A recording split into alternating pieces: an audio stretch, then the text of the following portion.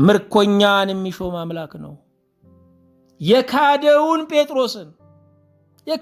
ጴጥሮስን ሊቀ ሐዋርያት ያደረገ ነው።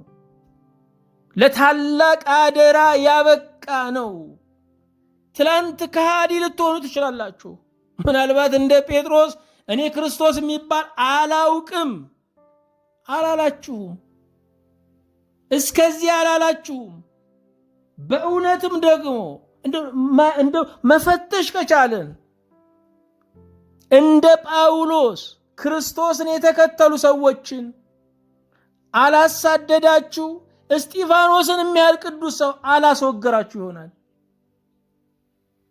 እግዚአብሔር በእነዚህ ትልልቅ እምቢተኞች ላይ ምሕረቱን የገለጠው ለእኔም ተስፋ አለው እንድንል ነው።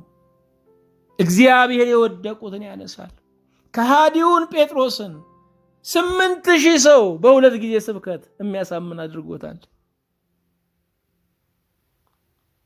አንዲት የሶርያ ቤተ ክርስቲያንን ለማዘጋት የወጣውን ጳውሎስን የዓለም አብያተ ክርስቲያናት መስራች አድርጎታል። ክብር ምስጋና ለእግዚአብሔር ይሁን።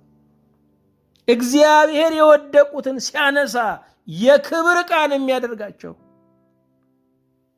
እልፍ ውዳቂዎችን የማንሻ ማሽን ነው የሚያደርጋቸው።